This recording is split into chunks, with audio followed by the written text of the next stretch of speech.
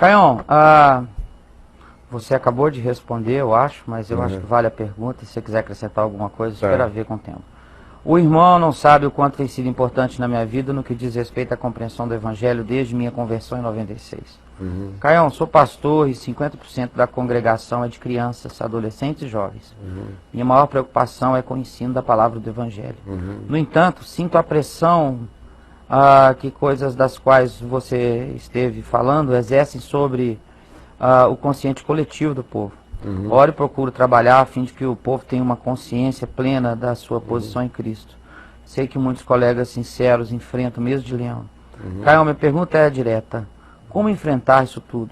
Já que a tendência é isso crescer cada vez mais no amor de Cristo, paz.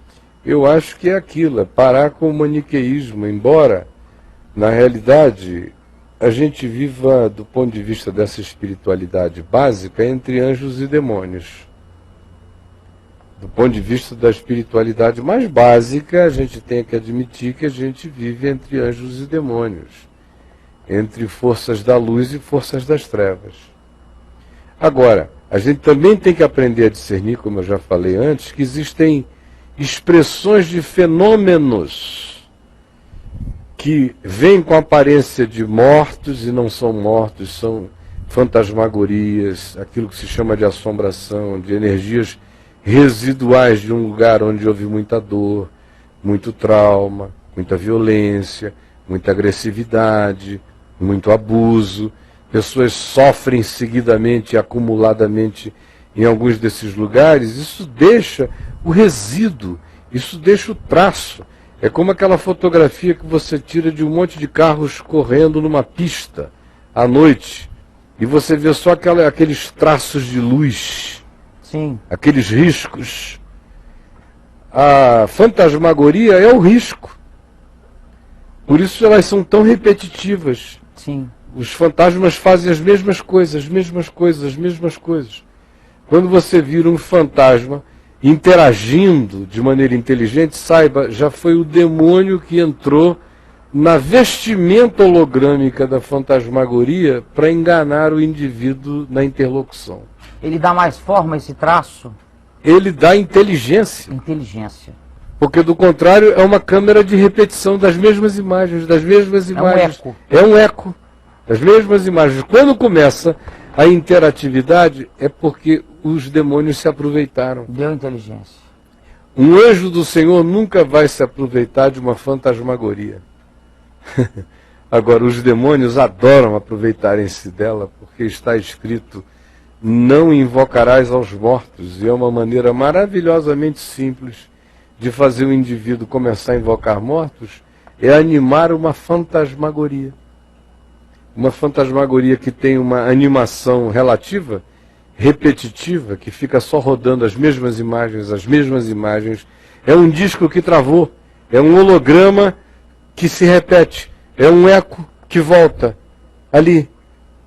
Aí eles entram, esses espíritos malignos, e começam a animar isso, a usar a expressão energética psíquica para construir uma relação dialogal e de inteligência. Aí você pode ter certeza que você já entrou no cenário que faz a cabeça do espiritismo kardecista, que nada mais é do que isso.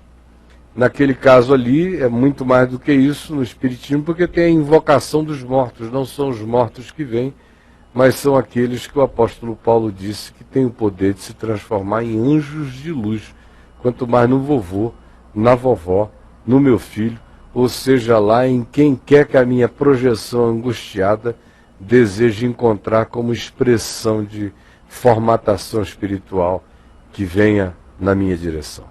Ora, se o diabo se transforma em anjo de luz, se transforma em ministro de justiça, não seria simples demais para ele se transformar em qualquer das minhas expectativas projetadas de saudade, uma vez que alguém que eu ame tenha morrido e eu vá a um determinado lugar para invocá-lo? É a coisa mais simples do mundo. Agora, não há lugar na palavra de Deus, não há lugar em Jesus, não há lugar nos evangelhos para a afirmação e validação dessa crença.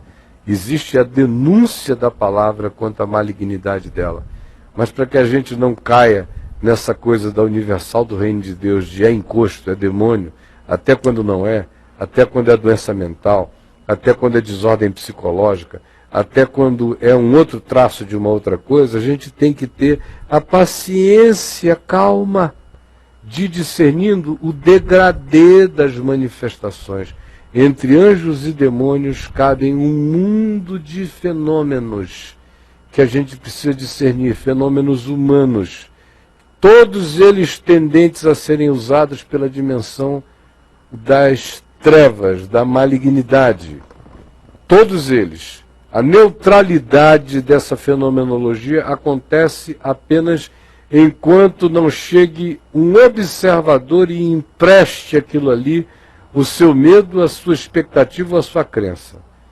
Se chegar alguém que vir e em vendo repreender em nome de Jesus, acabou. Agora, se chega alguém medroso e se impressiona, inicia-se a troca. Pela troca, entram todos os canais espirituais malignos para animar esse holograma até então repetitivo e iniciar, por essa máscara espiritual, uma relação de engano, que é o que a gente vê acontecendo para todo lado. E aí, Bruno? Ô Caião, e essas adivinhações, por exemplo, o nome da sua avó, não sei o quê, isso vem, ele puxa da mente da pessoa? Às vezes é extração mental, simples, pura e simples. Você induz ele a falar isso? Não, hoje tem gente com a capacidade de ler o que você está pensando aí. Sim. Eu não tenho nenhuma capacidade nesse sentido. Mas depois de estar lidando com pessoas durante décadas e décadas e décadas e décadas, numa exposição que poucos psicólogos neste país tiveram de serem expostos a uma variedade tão grande de expressões humanas, eu que não leio nada, e nunca quis ler, e não desejo ler coisa nenhuma, às vezes eu olho para os traços da pessoa, eu sei mais ou menos o que está rolando lá dentro. Sim, é verdade. Quais são os pensamentos, quais são as emoções, às vezes eu sinto na pele, de tão sensível que você vai ficando. Tem tantas formas de linguagem, tem tanta comunicação de energia que você vai aprendendo a perceber. A pessoa não disse nada e você está sabendo de um monte de coisas. Que se, por exemplo, eu fosse um manipulador cínico, eu começaria a usar essas impressões que eu tenho e que, uma vez que você devolva para as pessoas, elas dizem, meu Deus, mas é isso mesmo? Bastava eu vesti-las com uma aura, eu imantá-las com um significado místico, que elas iriam dizer, o Caio sabe o que eu penso, e eu ia virar outra coisa na cabeça delas, quando na realidade é só uma percepção humana, pelo treinamento, pela sensibilidade, pela empatia, pela simpatia, pela solidariedade e pelo posicionar-se no lugar do outro.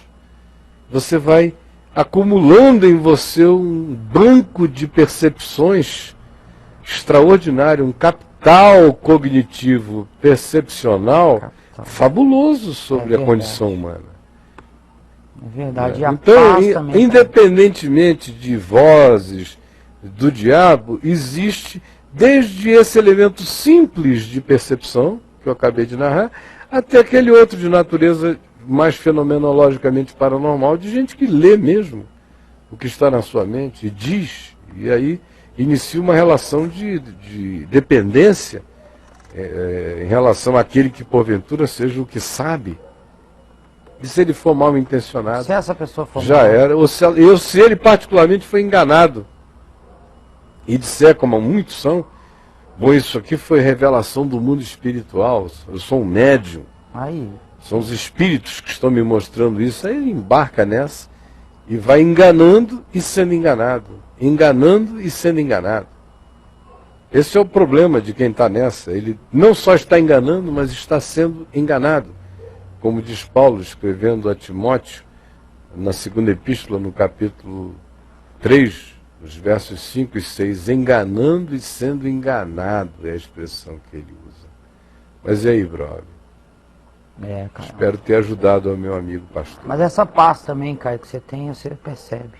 O olhar, a intenção. Não, tudo tem que ser vivido com paz. Se você está tranquilo, você nota. a tranquilidade do outro. Agora, uma pessoa aflita e não percebe nada, passa tudo batido, atropelado, o ônibus passa nem ver.